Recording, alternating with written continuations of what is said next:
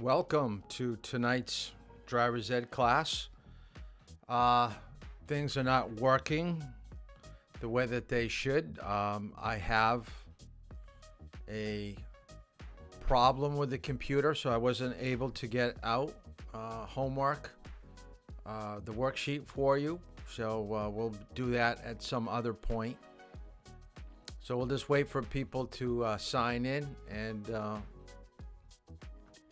we'll see how things go. So right now, I don't see anybody. Remember to sign in too with your phone.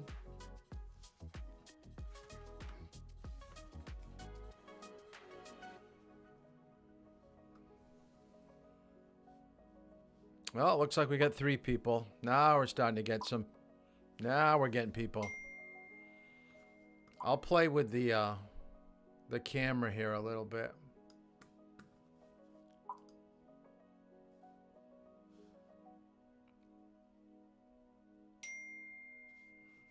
Welcome, welcome. I see Sam's here. Sam, I was working on the computer.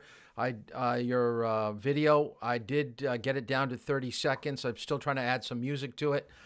And I'll try to send it out to you probably after tomorrow's class. That's probably the next available time I'll have to do it. But we got to get it in by Wednesday, I think. I got to take a look at what the sheet actually indicated.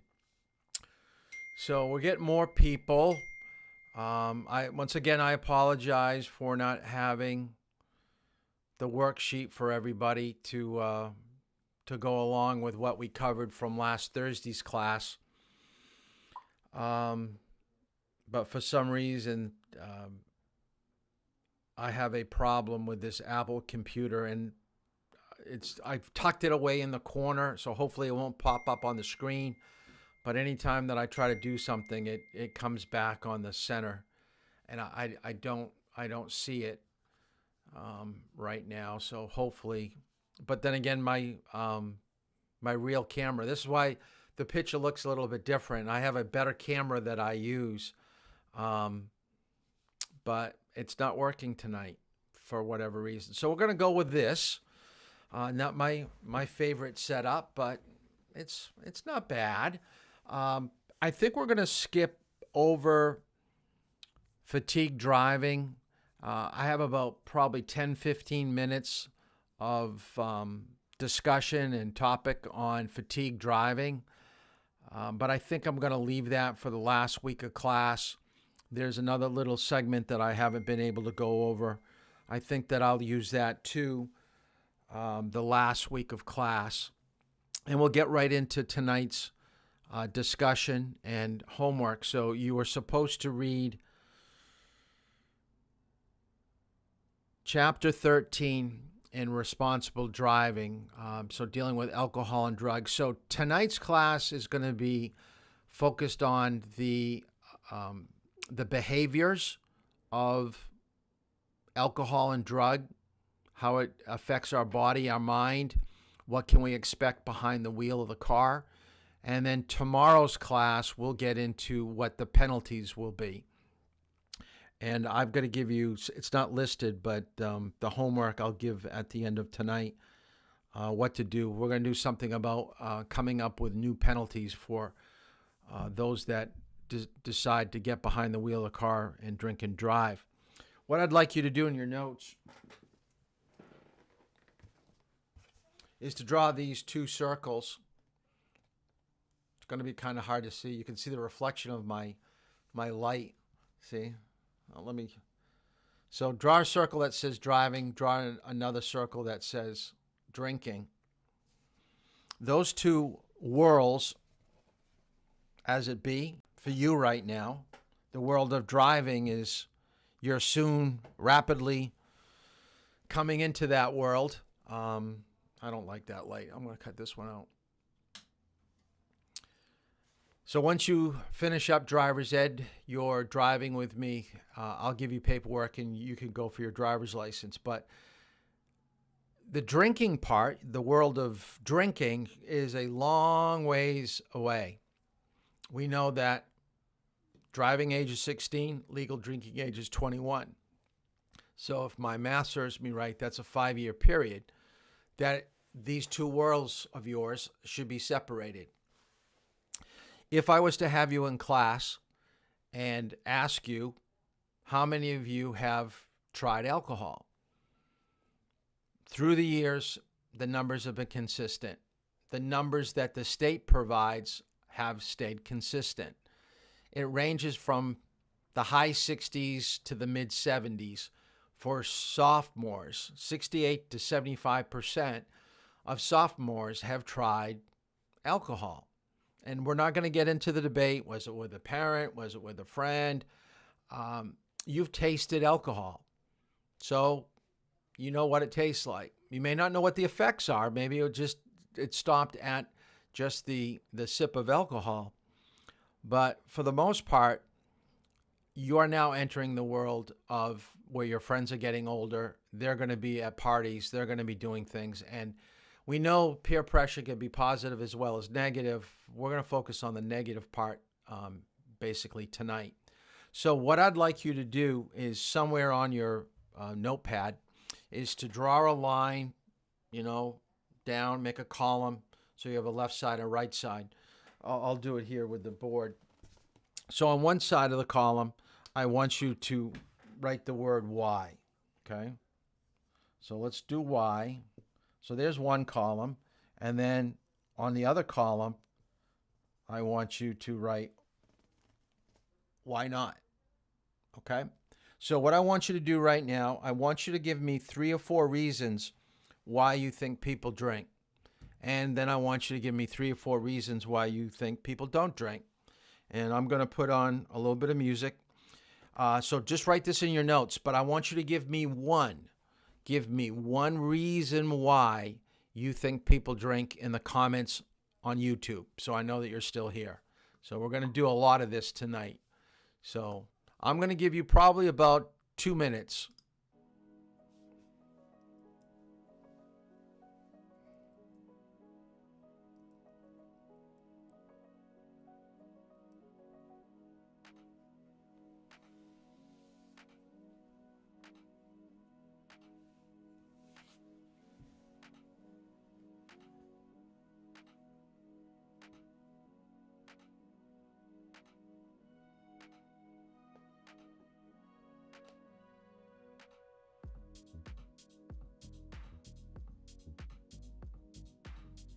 Once I start to see the comments coming up on YouTube, then we'll basically start discussing it. But I want to see what people have come up with, why you think people drink.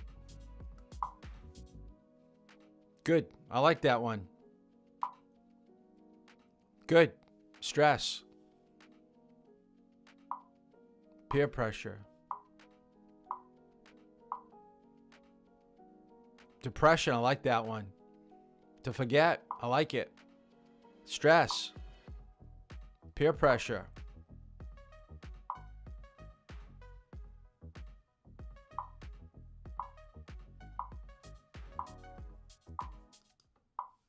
Good. Good. I like all the comments that people are providing. Thank you. Thank you. I think these are all good. What we're trying to get at right now is every action that you take, and it doesn't have to be driving. We're talking about driving because this is driver's ed. But it comes down to every decision that you make in life, there has to be reasons behind it. It could be as simple as going to a restaurant. Why are you ordering what off the menu? To as complex as how do you choose the college that you're going to? A lot of colleges may have your major, but what made you choose one college over another? The same thing about drinking and get behind the wheel of the car. You got to start to think, why am I making this decision tonight that I think it's a good idea for me to get behind the wheel and drive? If we know that we're affected by mentally and physically by alcohol and drugs, although we're going to really focus more on alcohol, you shouldn't get behind the wheel of a car. Okay, let me show you this little clip right here.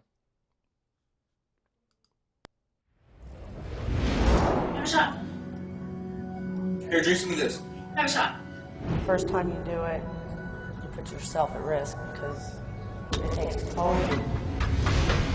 I drink to experiment and also to relieve stress. There's always a reason to do it. I'm stressed. I don't like my parents. Everyone that goes to public school does what you see, what you do.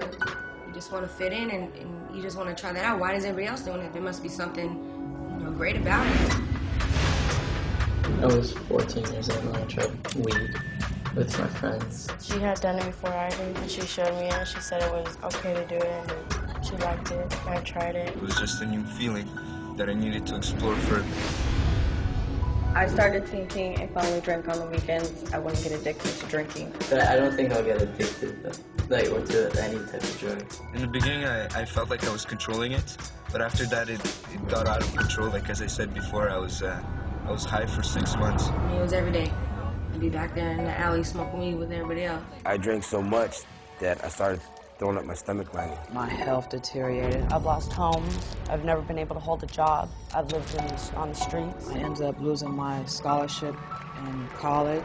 Everything I wanted to be just went down the drain. I could justify using in order to enjoy myself and other things. I just felt like I was dying. They opened the door for us, and she was dead on the bed with the needle in her arm. Gave him a shot of adrenaline to his heart, flatlined it, and killed him right there. But when it's all over, only person that's paying the price is you.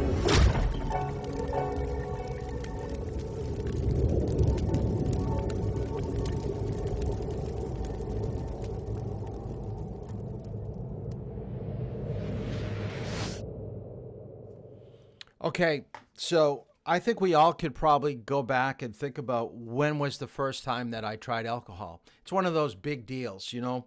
Your parents may have given it to you, maybe you were with friends or whatever, but we remember who we were with, maybe what the music was playing, who else was there. I don't always share personal things, but I think sometimes it's good for you to understand that your parents were young once, your teachers were young once, and people had a life before they became teachers and things like that. So I always like telling people is that you never know where your life is going to take you. And the thing that I always tell my students is that I'm going to show you this, and I want you to write this down. There are only 4 categories of people when it comes to drinking alcohol or doing drugs. Let's see if I can get this in right. Okay, so in the bottom, I want you to write down non-user, social, problem, and alcoholic. So we're dealing with alcohol right now. But basically, there are only 4 types of people when it comes to drinking. When you were born, as a newborn, you only needed your mother's milk. Maybe your parents put you right on formula, which is a substitute for mother's milk. But you can go a lifetime. And some people in third world countries, think about it, all they have is milk from their animals and water. They don't have an option to go to a convenience store and get Dr. Pepper or orange juice, iced tea, iced coffee. The drink of alcohol is an acquired taste. Some of you probably tasted it for the first time and didn't like it at all. So you basically forced yourself probably to consume it. So there are only 4 categories of people, and you never know basically where you're going to actually end up. You all start out as a non-user. Then you go to where you experiment, you want to try it, see what the big deal is, so you become what we call a social drinker. You may try it. And a lot of people, and probably a lot of your parents are, they only drink maybe at weddings, funerals, celebrations, have 1 or 2 drinks at home. They may drink at a restaurant when they go out, but they may not. So it's not something that's an everyday occurrence. Now, the 2 last categories that I had listed was problem and alcoholic. Okay, and I'm going to get to that in a moment. But I want you to think for a minute. Do you think someone that is a social drinker would ever hit their husband or wife or girlfriend, boyfriend? Do you think they get into heated arguments where it gets abusive? Do you think a social drinker would have a drink at a restaurant and call up at work the next day and say, no, I just can't make it in tomorrow morning. What I'm trying to say is that a social drinker has control of that chemical. A problem drinker is going to have situations and problems where the drug, like alcohol or a narcotic or any other type of drug that we want to talk about, is going to have a heavy influence on behavior, which is usually negative. Very rarely do you see people's lives get enhanced when they're a problem drinker. People's lives do not get better if they're an alcoholic. It goes the opposite way. And what I was going to share with you is that I come from a family where my parents have never drank alcohol. I have never, ever seen my mother or my dad consume alcohol. They've never had it in the house. Okay, so that was totally new. So non-users in my family.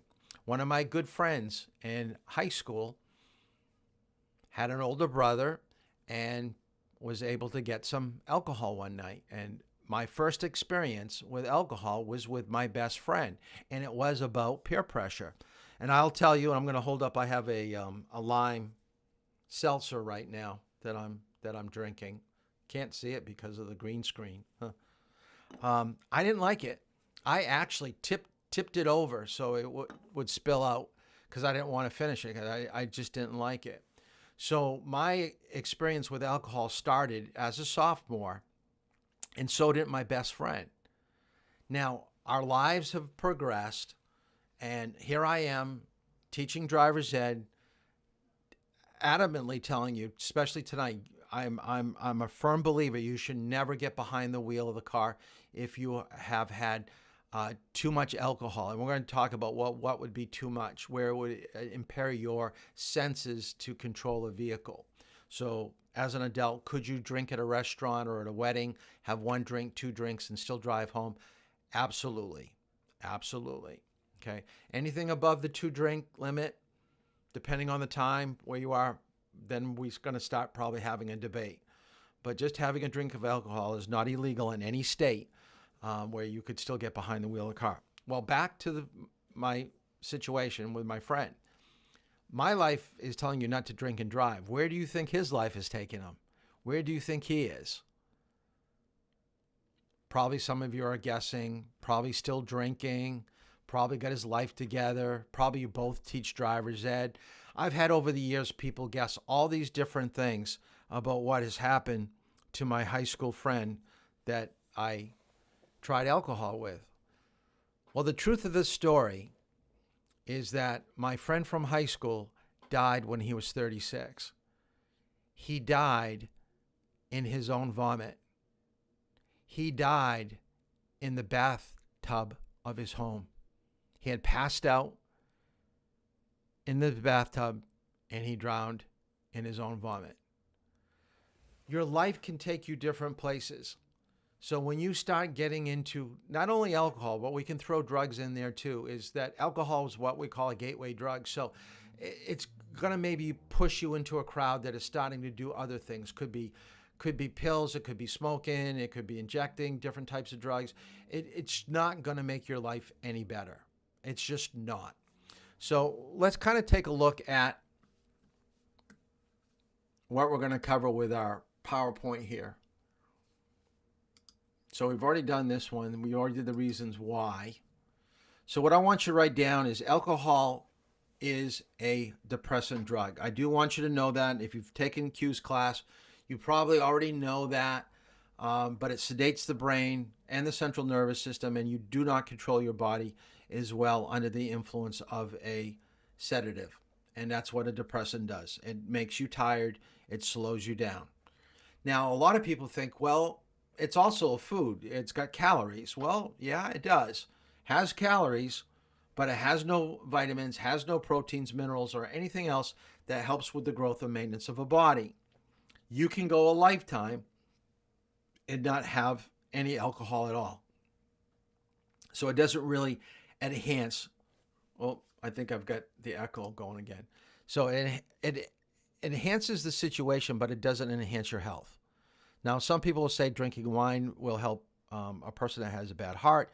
There are other studies that there have been proof that drinking red wine over a period of time can help you. But you can find other ways to get the same benefit. So it's not like everybody drinking wine is going to benefit from the same thing. So don't have a false argument about the benefits of drinking. Now, there's a lot of information right here, and I do not want you to write all of it down. So I'm going to kind of go through it little by little. I wish that I could still put my, let me get out of it, and I'll just talk it through first. Okay. What I want you to realize is that the minute, and I'm going to take a drink of my seltzer. Now, the minute I just took that sip, if that was alcohol, if you were close enough to me, you would detect an odor of alcohol. So right now, I can almost reach out and touch the camera. So if you're this close to a person, like a foot and a half, and you're speaking to someone, you can smell alcohol because it gets absorbed on your tongue into the lining of your mouth. And that is when it starts to get into your system. It starts with the absorption here in your mouth. But then it goes down your esophagus into your stomach. And that's where I want you to write this down. You just write down, the stomach is your holding tank. Now, alcohol is a poison. Your body does not like alcohol. So when you drink too much of it, you probably have heard, maybe you've known some of your friends that have gotten sick because they've drank alcohol. Well, it's the body telling you, I don't like it. I'm going to get rid of it for you. So you throw it up. You don't want it anymore. So your stomach is the holding tank. And if you ever have to go to the hospital, they're going to pump your stomach to get whatever is remaining in your stomach out of your system. But then it kind of goes through a little valve. And I want you to write this down. I'm going to go back to the PowerPoint here. I want you to write down in the stomach, the very last two words here, the pyloric valve. The pyloric valve is like a door. It opens and closes between your stomach and your small intestine. And this is where the alcohol gets into the system. Once it gets into your small intestines, then it works its way in through the bloodstream. Now, once alcohol gets into your bloodstream, it is going to every single part of your body, every single part, to your eyes, to your brain, to your pancreas, to your lungs. Every part of your body is going to be influenced by that compound of alcohol. All right. Once it gets into your small intestines, they can't pump your small intestines. They can only pump your stomach. Now, this is what I want you to write down, is that your liver is the sole organ to neutralize the negative effects of alcohol. It gets rid of the toxins. It is your filter to your body. And I want you to write down 1 hour, 1 drink. So write down 1 hour, 1 drink. It takes your liver 1 hour to get rid of that 1 drink. So if you've heard of friends that have gone out and have had a 6-pack, technically it's going to be 6 hours before we get rid of that alcohol out of your system. Now there's going to be a peak and then it's going to drop, a decline. But at some point you're going to be at the highest point, and you certainly don't want to be behind the wheel of the car there, right? So down near the bottom, you might still be able to get behind the wheel of the car and function. But that's a while. 6 hours for 6 drinks, that is a while. So the liver is so important. And a person that abuses alcohol, an alcoholic, will ruin his liver or her liver. And once you ruin your liver, you're going to need a transplant. And I've never known someone to get a transplant liver if they're an alcoholic. They refuse to give that out to people. They want to give it to people that really need it and aren't going to continue drinking and ruin their liver again. So the liver oxidizes about 1/2 ounce of alcohol per hour. So I find it easy just to say 1 hour, one drink. Now the brain, I want you to write this one down. The alcohol also goes through the bloodstream to the brain in about 20-40 minutes. And why this is important is that a lot of times people will go somewhere, consume a few drinks, think that they're fine, get behind the wheel of the car, but they still have an hour drive. Now the alcohol is really starting to peak and work its way through the system, and now you shouldn't be behind the wheel of the car. When you first started out, it wasn't that bad, but now you're 40 minutes into a drive, and you've already had 3 or 4 drinks. Not good. Most people aren't going to say, oh, I should pull over to the side of the road. They're going to try to struggle their way home.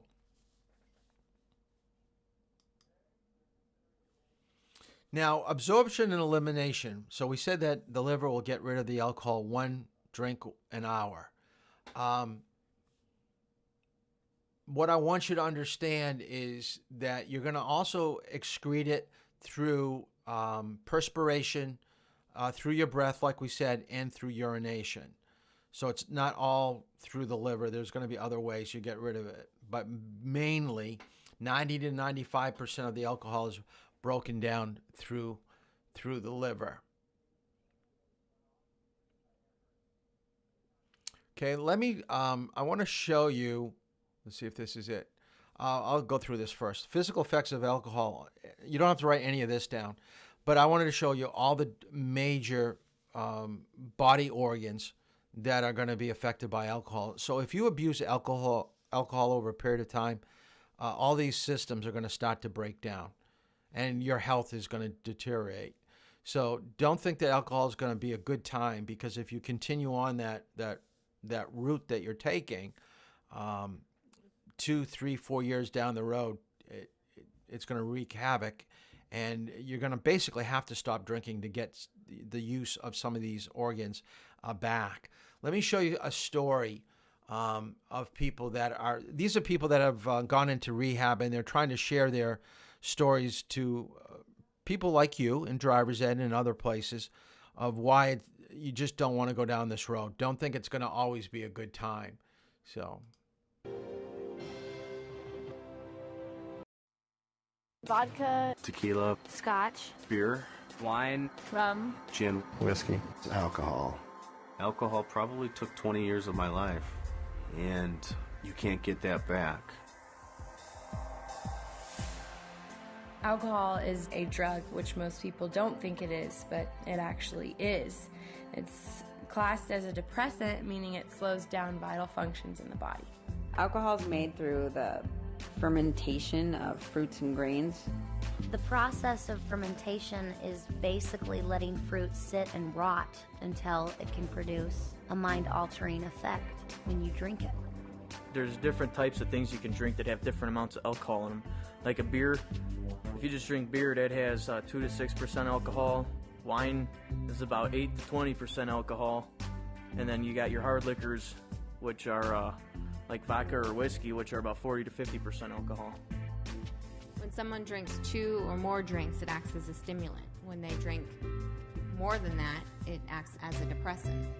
If you binge drink, what you're doing is you're just drinking repeatedly over and over large amounts and large quantities of alcohol. If you put that much alcohol in your system at one time, you can get alcohol poisoning, which could lead you to go into a coma or even kill you. 12 years old, I was in the 7th grade. When I was in 8th grade, I think I was 13 years old. It became very regular at 14 years of age. 15 years old when I first started drinking. 17 years old, starting going out to parties, doing things like that. At first, drinking was a sociable thing, you know. I drank with my friends. Thought I was really cool going out with all the older guys, and I'd try to show off in front of them and drink myself stupid. I just go out and party all night. By the time I was probably 15 is where I started drinking at school. Putting it in a water bottle, I would take vodka or gin, something clear that looked like water, and I would just drink in class and pop mints in my mouth. We'd go in, break into his parents' liquor cabinet, fill up our super big gulps full of ice and Everclear, and then stop by 7-Eleven and fill the rest of it up with Coke, and then make it to first period. I was drinking not just at parties and stuff, but after classes and after work, and even at work. I waited tables, so it was very easy access to alcohol. It was just hard to say no. It was so readily available, and it was constantly there. My drug problem wasn't something that happened immediately. It happened so slowly that I missed the fact that I was addicted to it. It became routine, a way of life. The only type of people I would hang out with were people who were using drugs or drinking alcohol. And it got to the point where that's all I cared about. It became far more than just a partying thing. It was a necessity Without having alcohol in me, I could not function. I kind of became a loner because all I ever wanted to do was just drink and drink and drink. It felt like it was my only friend. Felt like that it was always there for me somewhere. You know, when things were going bad, I could always have a few drinks. Well, for me, it was never a few drinks. It was always a lot of drinks. I was consuming about 30 beers a day, a whole case of beer, and 3/4 of a gallon of light rum. I would essentially have that and black out every night. I could do nothing but drink 24/7, drink, pass out, drink, pass out. I literally started drinking so much that I would shake if I didn't have a drink. When I would not drink, I'd get extremely sick. Deathly sick. Just really achy all over, and you have headaches, and you're so dehydrated that you have no energy. Alcohol had been, in and out my body so much that it had tore away some of the lining of my esophagus, and blood was creeping in. I was a physical disaster. I was that far in my addiction of physical withdrawal that when I shut that alcohol intake off, my body tried to shut down. The actual withdrawal from alcohol can kill you, for one thing, if it's too intense. Your body has no vitamins or is dehydrated, and you can have DTs, you can seizure to death. It's terrible. I got a phone call, that my father was in the hospital and that he was really, really sick, and that he wasn't going to make it. So the next day I got on a plane to go home, and my only way to confront this was to drink alcohol.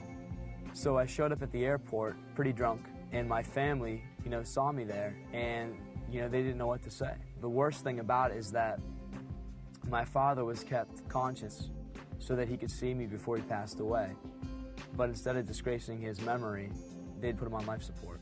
I had gotten kicked out of this bar for fighting. I was beyond drunk, and I was attacked and raped.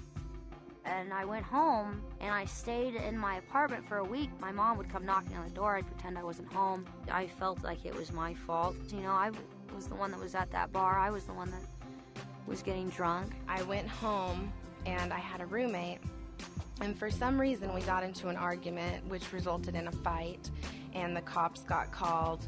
I blacked out for part of it, so I couldn't figure out why I was waking up in jail. I drank some beer there at the bar inside the airport. I just ordered another beer and put my backpack on and started walking through the terminal smoking a cigarette. I didn't care what I was supposed to be doing, and I ended up getting a fight with the police there at the airport, and I woke up in jail. I had staples in my head. In the military, I woke up and I actually had to crawl on my hands and knees off the flight deck of the carrier because I couldn't walk, and then I got discharged from that and lost a girlfriend and a kid and my whole life. I drank to blackout one night. Well, sometime about an hour later, I got back up. I went to my bedroom. My wife wasn't there. I went to the girls' bedroom, and they were all in the bed together, basically hiding from me through a blackout. And I decided right then that I couldn't stay there anymore. I was afraid I was going to hurt someone in a blackout.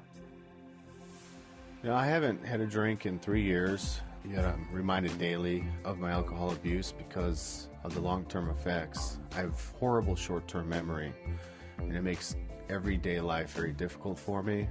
Just remembering names, remembering how to do things. As a result of alcohol, I had high blood pressure, and I still have it. Destroys your internal organs, and it can destroy your brain functions, your handwriting, small motor skills. It's definitely a poison. I have liver pains, bone and muscle aches that just used to not be there, and it's not from age. I'm not that old. I should be in my prime right now, and I've probably aged myself 20 years through alcohol abuse. Alcohol is slow to kill, but it's the most hideous form of death.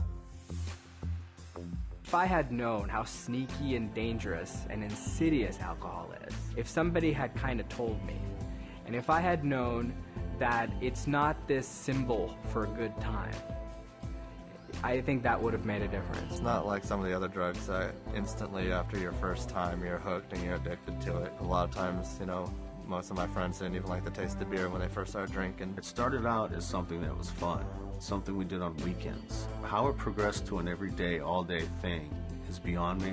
I have no answer to that. I do not understand how that happened. but it did. It's nothing but misery. The last 12, 13 years of my life, I've spent probably over $500,000, and over 4 or 5 years of that has been institutionalized, whether it be in a alcohol treatment rehab facility or, incarcerated. Well, alcohol is just as bad, if not worse, than heroin or barbiturates or anything else. I don't know, if 60% of people go out to drink and get drunk, chances are that they're going to lead to something else and they're going to end up on the downward spiral. I may not be very old, but I have definitely seen some hellish things from alcohol. To be honest, I didn't think someone could get to the point that I was at my age. I thought that took years and years, but no, downward spiral. It might seem fun at the beginning, but after you get stuck in that lifestyle for years, you realize how not fun it is. It's terrifying.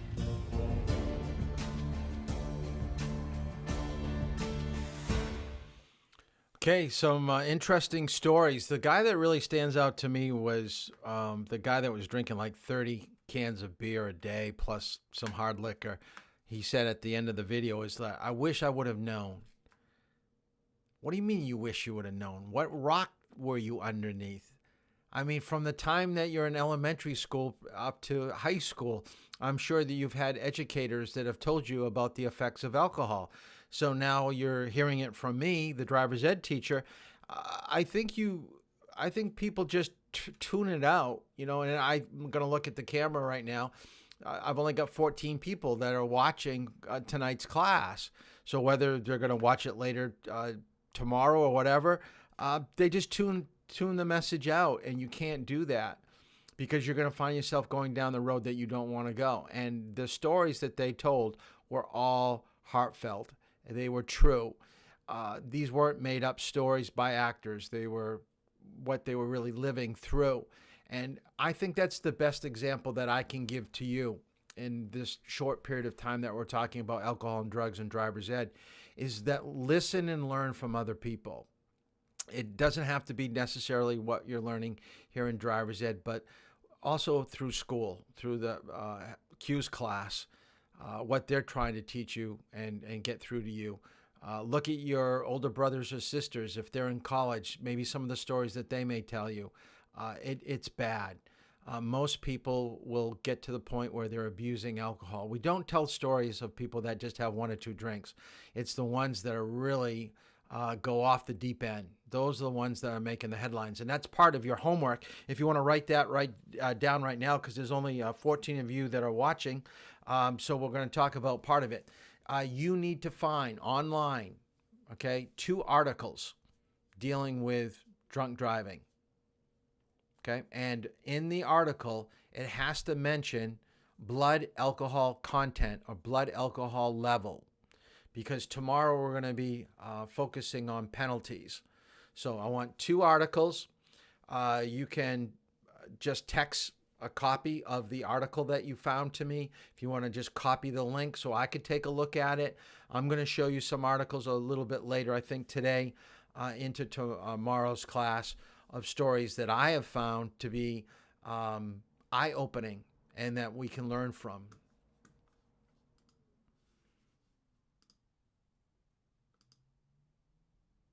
So let's talk about BAC. I just mentioned it for your homework. Blood alcohol concentration or content, or BAL, blood alcohol level, means all the same thing. Different states use different terminology, but it's the percentage of alcohol to your blood. And when that percentage gets to a certain level, we classify you as legally impaired, or per se. And I want you to write this down. 0.08 is legal intoxication in all 50 states, and 0.02 is legal intoxication in the state of New Hampshire for someone under the age of 21.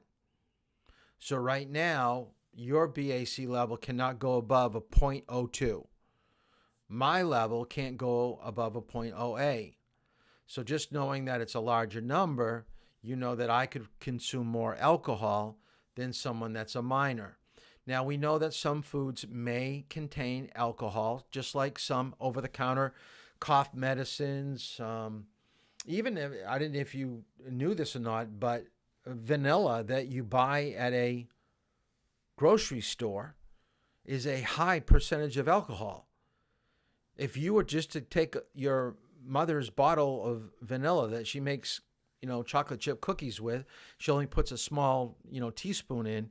If you would start chugging a bottle or two of vanilla, pure vanilla, it's alcohol. You're going to get a buzz off pure vanilla. So don't do that. Don't tell your parents you learned to take vanilla extract in driver's ed. So this is what I want you to do, and I'm going to bump out of here for a second. I don't expect you to know all the factors that go into how you're going to be affected by alcohol, but I do want you to write down the top heading. So this first one is going to be sobriety, and it's like a 0.01 to a 0.04. I think I fixed the camera. Let's see if it comes up. Nope, it didn't work. Okay. So I'll go back to this. So write down 0.01 to 0.05. Okay, sobriety. This means that you could have 1 or 2 drinks and you really couldn't tell that someone is drinking from across the room. They look normal. They sound normal. They're not staggering when they walk. The only way that you could tell is that if they did some type of a blood test or a breath test, it would show some type of a reading that they had been drinking. Now, the next level is what we call euphoria. And euphoria is, another word is feeling buzzed, feeling good. Young people, when they first start drinking alcohol and they have 1 or 2 drinks, they get to the state of euphoria.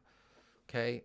They're very sociable. They're very talkative. They think this is great. This is my first beer. And, I'm so glad that, we were able to get this from my older brother. It increases self-confidence. You think you're 10 feet tall and bulletproof. People get in fights usually when they're at this level, the beginning of getting into fights. But you are getting over the legal limit of all 50 states of 0.08. And there is fluctuations because of body type. Now, the next thing I want you to write down is 0.09 to 0.25 is excitement. This is where somebody has loss of critical judgment. This is when you're going to debate yourself on whether you should drive or not.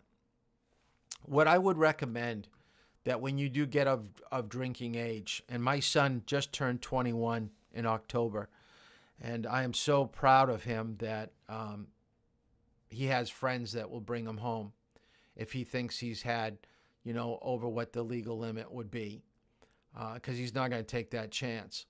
So hopefully that because he doesn't have any type of testing material. So basically, that if you've had 3 or 4 drinks, I'm going to get up to that probably line that the state says is illegal. Just don't drive.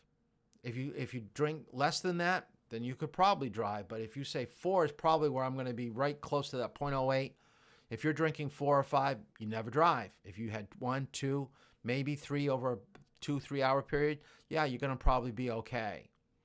But this is the person at this level right now that is going to debate with himself whether he should get behind the wheel of a car or not. And you shouldn't. You're going to have impaired memory. You're not going to remember where you park your car, where are your keys, decreased sensory responses, which means that you're going to maybe fall and maybe cut your leg and you're not going to feel it. You're going to stagger.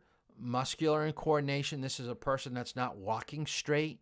There's a little bit of a swagger to their walk. Okay, you shouldn't. If you're having a hard time walking, you probably shouldn't be driving.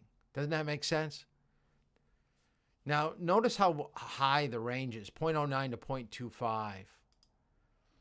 Now, the next one is 0.18 to 0.30, and that's confusion. I want you to write that. So if any of your friends ever start experiencing any of these symptoms, you can almost tell they're going to probably be up somewhere in these limits that we're talking about. I always like taking someone in class that's never had alcohol before, and I'd spin them around. And as I spin them around, and then I tell them to walk a straight line. and I'm going to stay in my chair, but this is what happens to them.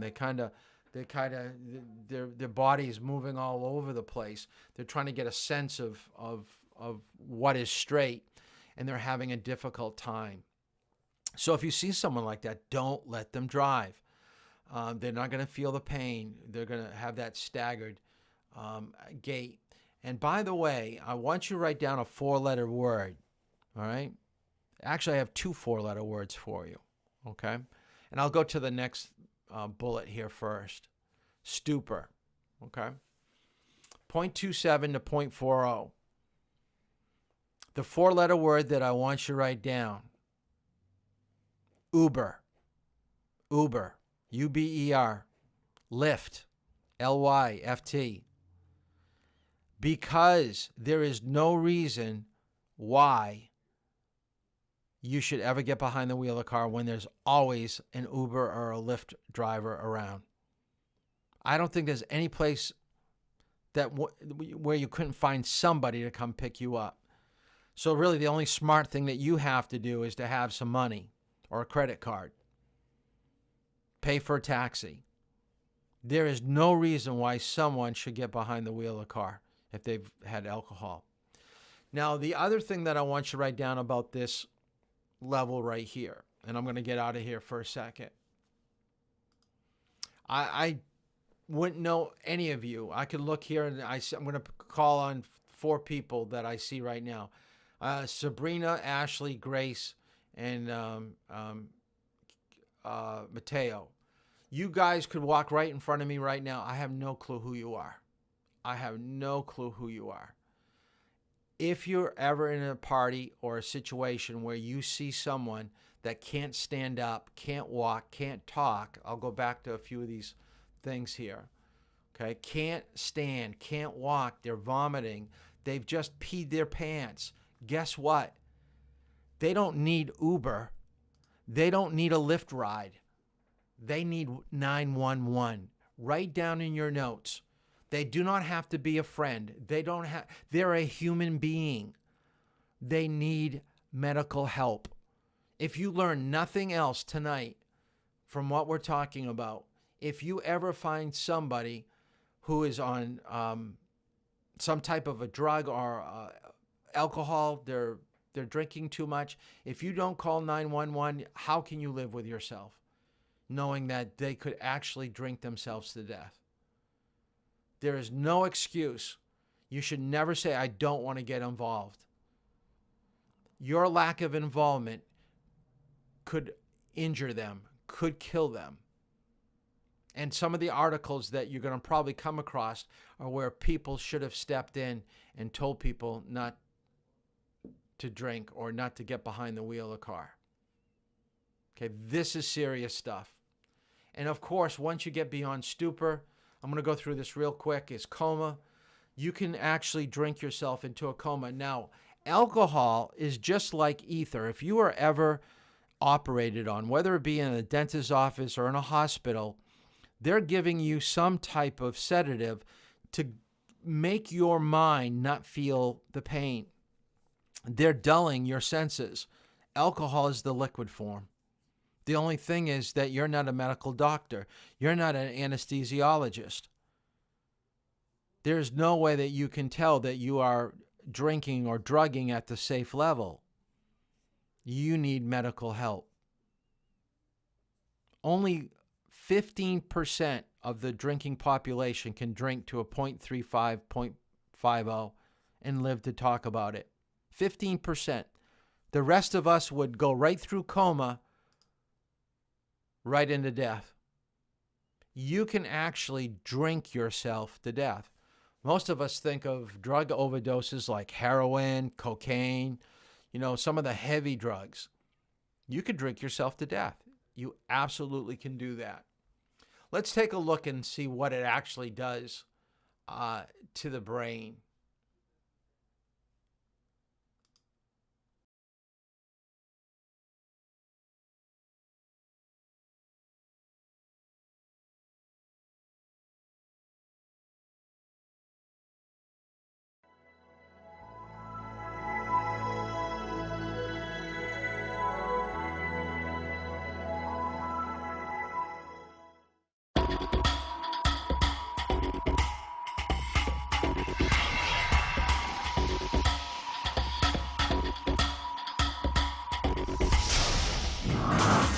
It may be legal, but it is still a drug. Be safe, be sensible, know your limit. Alcohol is a drug too. Think before you drink. Your body belongs to you. The purpose of this presentation is to help you understand the impact that alcohol has on your brain and the damage it can do. Our goal is to provide you with information which will enable you to make informed choices in relation to safe alcohol consumption. Did you know? Healthy people metabolize alcohol at a fairly consistent rate. As a rule of thumb, a person will eliminate 1 standard drink or 10 mils of alcohol per hour. And remember, it's not how many drinks you have, but how much alcohol you consume. Several factors influence this rate, including gender, age, height, weight, general health, the presence of food in the stomach, the concentration of alcohol in the drink, and prescription or illicit drugs taken by the person. It's the blood alcohol concentration, or BAC, which is the key to why we are affected by alcohol. Basically, your blood alcohol concentration is the relationship between the total amount of alcohol in your system divided by total body water, because alcohol is dissolved and diluted in water. So that's also why drinking lots of water with any alcohol consumption is a really good thing. The BAC and the effects of alcohol go up when the body is taking in alcohol faster than it can metabolize it. For example, if you binge drink and consume a 750ml bottle of rum or 3 bottles of wine, that's around 26 standard drinks, between 6 p.m. and 2 a.m, your body will need until sometime around 6 p.m. the next day to process and get rid of the alcohol. And that's why driving or operating equipment the next day is not only illegal, but just crazy, particularly when you consider what this is doing to your brain. Let me explain. Alcohol enters the body and ends up in the stomach, at which point about 20% is absorbed immediately, and the other 80% is absorbed in the small intestine. The heart then pumps the absorbed alcohol to every part of the body, including the central nervous system, which consists of the brain and spinal cord, and it gets to the brain really fast. So that's why even after just 1 drink, you can feel lightheaded or relaxed.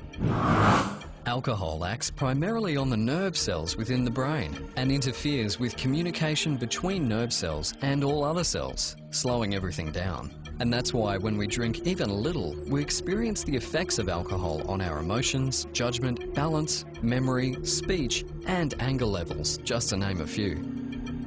Did you know that your brain is still developing until you're around 20 to 25? So we need to be really careful because alcohol can do some irreversible damage to various parts of our brains. For example, drinking affects the cerebral cortex, which controls our senses, and inhibitory centers, which is why when you drink, you become more talkative, more self-confident, and less socially inhibited.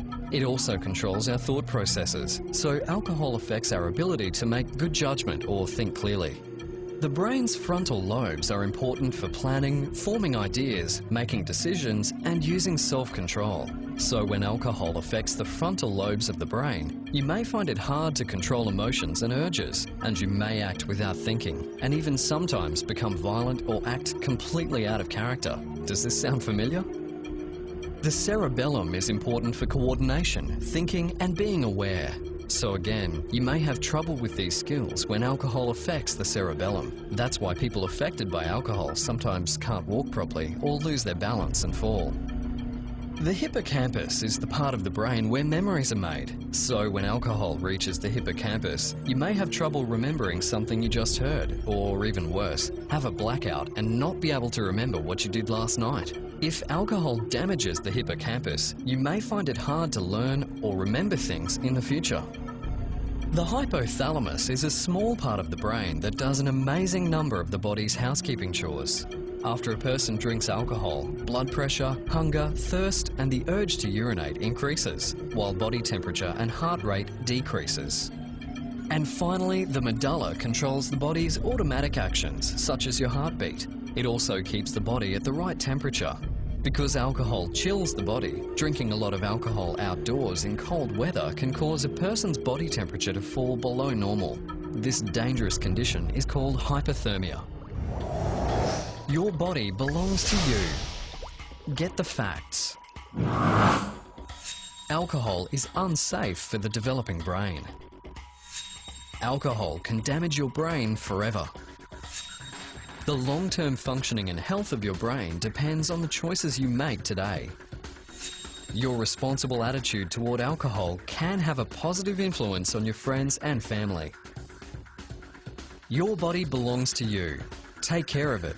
It's the only one you have.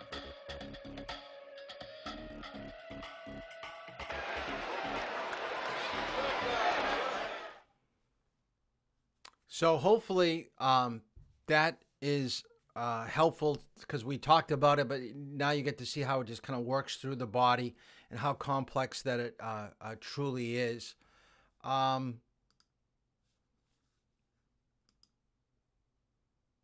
This is one of the articles. Like I told you, part of your homework is to find 2 articles about people that are drinking and driving, because I don't want you to think that someone is just over the legal limit by a little bit and they're getting arrested. You know, they shouldn't be arrested. They weren't that bad. We're talking about people that are extremely, extremely intoxicated. This is the highest BAC level. Now, I told you at 0.45, most people are going to die. This woman, look in the second paragraph, her BAC was an astounding 0.70%. She is a full-fledged alcoholic. She was passed out in a van. So I don't think she drove at that level, but I think she drove at a very high level, went off to the side of the road, and then continued to drink, or at least her body started to, metabolize the rest of the alcohol. And just to go to show you, when we talk about you either are a non-user, social problem, or alcoholic, she's an alcoholic. She's not thinking clearly, because the last paragraph talks about how she was released from jail, and it looks like the following week she stole a vehicle and she had another crash. Okay? She's just making bad decisions all through her life, and it's all based upon her alcohol use. Here's a person. We talk about being intoxicated. He was so drunk, he had a passenger in his vehicle. The passenger was also drinking. He was so drunk, the passenger, that he stuck his head out the window. The driver was so intoxicated, he went off the side of the road and he hit one of those telephone wires that holds up telephone poles, the ones that come at an angle. And he basically decapitated the passenger's head, and he drove home and he went to bed. The neighbors saw the blood in the driveway, called the police, and they later found the body inside the vehicle. Now, this was a long time ago. This was 16 years ago. Okay, these are the situations that you just think would never ever happen, but they do. So look for some stories. This next little clip, I want you to write down: alcohol addiction can be treated at rehab centers where you have to stay for a month. They can be done on outpatient counseling, and you can also do self-help groups, which would be Alcohol Anonymous or Narcotics Anonymous. So I want you to write down your notes, is that someone that has an alcohol drug problem should seek professional help. That's the only way that they're going to get over this. They really can't control it on their own. They're going to need help from a professional counselor to put systems in place so they won't go back out and have the same problem relapse. Let me just show you a little bit of his story. Oh, let me go back. Where is he? I started drinking on a daily basis when I was about 14 years old. I had drank alcohol a few times before that, but I started drinking every day in the 9th grade of high school. And I finally left home when I was 16 years old. I just left home, went to Daytona Beach, and stayed there until I turned 17, and I joined the military. I did good, I made rank. I actually went through my first rehab when I was 21 years old. I was about 8 months shy of getting out of the Navy. So drinking definitely, I was good at it. It helped relieve these problems that I had. I could close the doors, whatever. And this went on for years. For 26 years, I drank like that morning till night. In the morning, it didn't really matter if the beer was cold or not. I just needed it. Sometimes I would just wake up. I think my body would wake me up, to be honest with you. But I would be shaken, and I would go out in the carport, or like I said, go to the refrigerator, grab at least 2 beers, and sometimes I would, the first one would come back up, but then after that it would stay down, and after about 3 or 4, then I could pour a cup of coffee, talk on the phone, start doing what I had to do. My rock bottom came when I was so afraid to drink anymore because I was having blackouts during the day. Couldn't remember talking to clients. I couldn't do finances. I couldn't run my business. I couldn't do anything. And, I just totally thought that I was a failure. I thought that I was no good for anything anymore.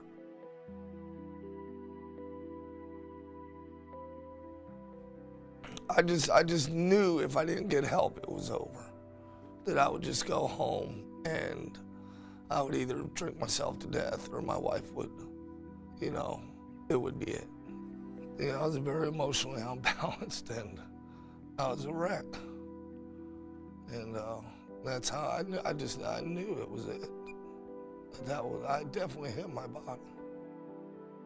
Turning Point gave me the life I think I should have always had. They gave me assignments to do, which I worked on. The biggest thing I started doing was talking. So basically, the last thing they said, I started to talk about my problems. You don't want to find yourself in a situation where you just keep on going in that spiral downhill thing.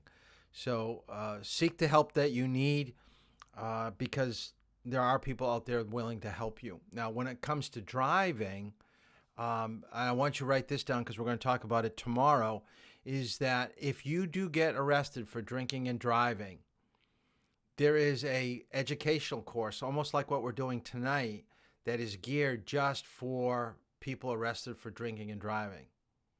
And they make you do the counseling, the educational. It's long, it's expensive, but it's going to be part of getting your license back. A lot of people think they just lose their license and they pay a fine. That is not the case in any state. There is more to it. They just don't tell you about it. So that's what I'm here to let you know a little bit about what's going on. Let me show you one more thing about rehab. New Italian research shows that having as little as 1 alcoholic drink within 6 hours of driving can increase your risk of a traffic accident by more than 2-fold. Elizabeth Penniman did not take part in this study, but is a Cleveland Clinic registered dietitian. Alcohol actually acts as a depressant on the central nervous system. So when you have alcohol in your body, you can have the potential to have a slowed down reaction time, and you might not be processing your thoughts as quickly and sharply as you would if you didn't have any alcohol in your body and in your bloodstream. Penniman says alcohol affects people differently. Factors like age, sex, and weight all play a role. And she advises that if you're taking prescription medications, read the literature that comes with them before taking a drink. For Cleveland Clinic News. Okay, this wasn't the rehab clip that I was going to show, but it did give you some idea of how it affects the body still. One of the things that we're going to be focusing on tomorrow, we'll go back to confession and guilt. And I want to kind of reiterate about getting a ride home. Make sure that if you are going to go out, this is as you turn 21, is to have a plan. Don't ever go out without having a plan. So like I was saying about my son, he always has a plan with who's going to be the one that will drive people home. You've got to start that out and you've got to stick to it. You can't change it. Say, well, 1 or 2 drinks for the designated drivers, okay? No. They drink soda. They drink something else for the night. Know that you have an Uber ride, that you have a Lyft ride, that there's a taxi that can come out to get you. This is going to be for tomorrow. I didn't think that I could get up there. Let's see if I can put this up. I want to show you Jackie's story. I kind of skipped over it. Let's see if this is going to work. Huh.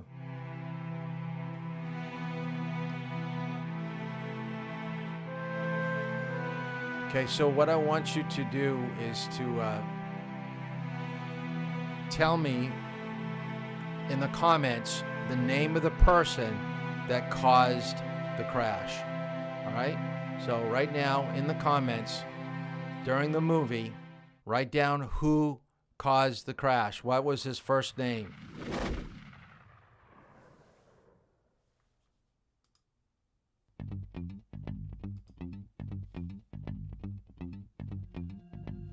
Some roads take us home. Some roads take us places we've never been.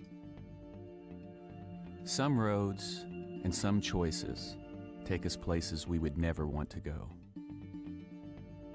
One September night in 1999, a high school senior named Reggie Steffi took this 4-lane road to get home. In high school, I was the all-American guy. Worked hard and had some hopes and dreams to keep going on the college level. But my senior year, after the 3rd football game of the season, I was out at a party one night. I had a few beers. I was not falling down drunk and weaving all over the place, but it was more than enough to impair me. It was enough to cause Reggie to cross head-on into an oncoming lane of traffic. His SUV struck a car with 5 people inside. 2 people in the car died instantly. 2 suffered broken bones, and another person was trapped inside when the car caught fire.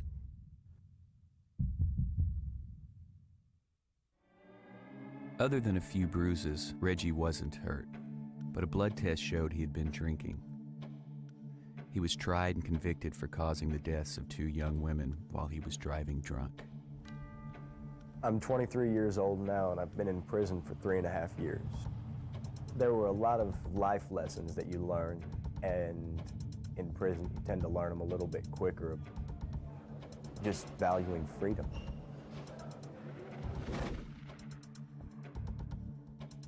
You don't have a telephone to call your mom or call your best friend. You don't have email to go back and forth and communicate instantly. When you don't have those things, you realize how important a lot of things are to your life and how much you take them for granted. And when they're gone, they're gone. Jacqueline Sabarito lost a lot that September night, too. She had come to Texas from her native Venezuela to improve her English. She was a passenger in the car that Reggie hit and was trapped in the burning wreckage. Somehow, she survived. Jackie lost her ears, her face, her hands, and her independence. She's had more than 50 operations. There are many more to come.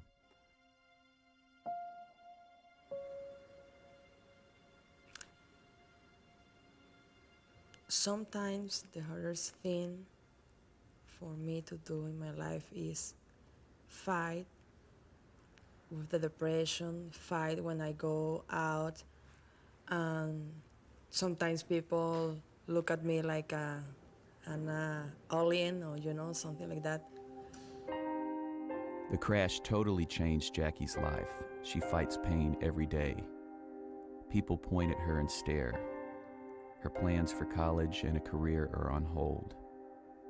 And inside a Texas prison, Reggie Steffi faces a life he never expected.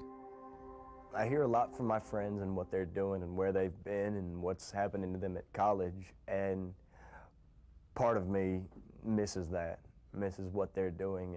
My best friend just got married a few weeks ago, and seeing the pictures and seeing him and his bride and seeing everything that's changing and everybody else moving forward, and here I'm just kind of spinning my wheels in the same place, doing the same things every day, and everybody else is moving forward. It's a hard thing to deal with sometimes. You see everybody and everything changing around you, and there's really nothing you can do to stop it or to move along with them. My second life, I could say, is completely different, completely. Of the 24 hours of the day, probably, I can say 1 or 2 hours. I'm pretty sad about my appearance, because I can say in those 2 hours, things that I couldn't do it with my hands, or when I get so warm inside my body because I can't sweat, or when I sit on the mirror, I get so sad. I can't change it. I can't make it go away. And it's not something that I want to forget about. It's not something that I will ever forget about. Some people would want to and some people would try, but it's something that I live with every day. If you think ahead to what you're going to be doing, you can make the right decision.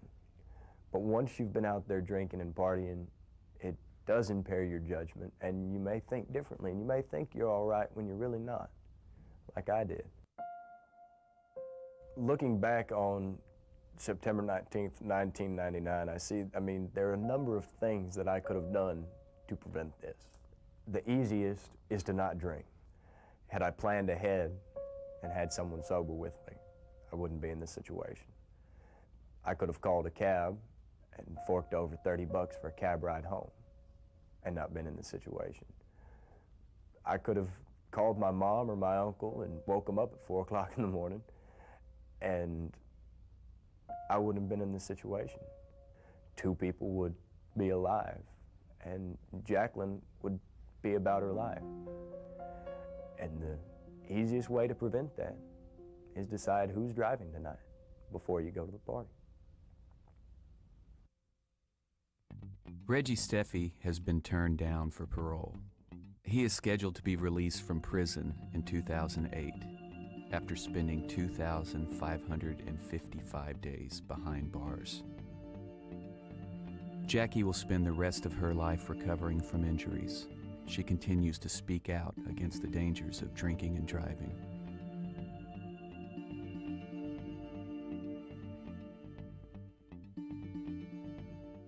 Okay, you can see that this was a while back. Okay, it was about 12 years ago, and he was released. So we're talking a long time ago. Laws constantly change. So tomorrow we're going to be talking about laws, but a couple things. I can't think of a video that had so much impact on me personally when I first saw it, and why I've been using it in all my driver's ed classes, because what was she doing wrong? She wasn't doing anything wrong. She was just driving with a bunch of friends in a car. She hadn't been drinking, driving perfectly fine.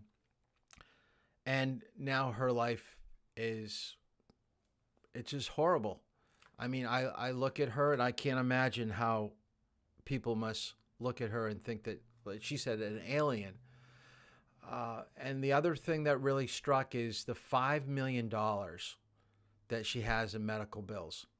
We're going to focus on insurance, I think, on Wednesday or Thursday this week. But I want to tell you this right now so you can write this down. Okay, so write this down. If the person that hits you has no insurance, or his insurance coverage runs out, nobody's going to have $5 million worth of insurance. Who pays for what's left? She does. She not only has to live with the pain that she's feeling in her body, she's going to live with the pain of knowing she still has medical bills that have to be paid. You could sue Reggie, but Reggie's in jail. Reggie doesn't make any money. So for all these years, she's not getting any help other than what his insurance company had. And I would doubt he even had $1 million worth of coverage. So we're going to be talking about what can we do to protect ourselves with insurance. But when you do your articles for your homework, try to find articles that have high BAC levels and where someone is injured or killed. Because too many times we'll read an article and we feel bad, but then we go on to something else. You know, we read a different article, or we flip the channel to something else that's a little bit more uplifting. But I want you to realize that lives are changed, and it could be prevented. We just don't want to see people getting behind the wheel of a car. So that's it for tonight. We're going to talk a little bit more about drugs too. I didn't have the videos for drugs locked in. So I'll try to get things on the computer back to normal, because this is really funky. Although I did get the camera back, I didn't have it squared up. So the homework is just the 2 articles, okay, about drunk driving and a BAC level. If you didn't do chapter 13, make sure you do that. I was going to give you a worksheet dealing with hazardous driving conditions. If I can find a way to download it on Facebook, I will do that before tomorrow's class. So that still has to be done, but that's more my problem. I'll give you a couple extra days if you do get it tomorrow sometime. It doesn't have to be in tomorrow, but try to get it in by the end of the week. That's fine. And that's it. So tomorrow will be about penalties. We'll be talking about open container, first offense, you know, transporting alcohol, all that stuff. So the more judicial part of drinking and driving will be tomorrow. So have a good night, and we'll see you tomorrow.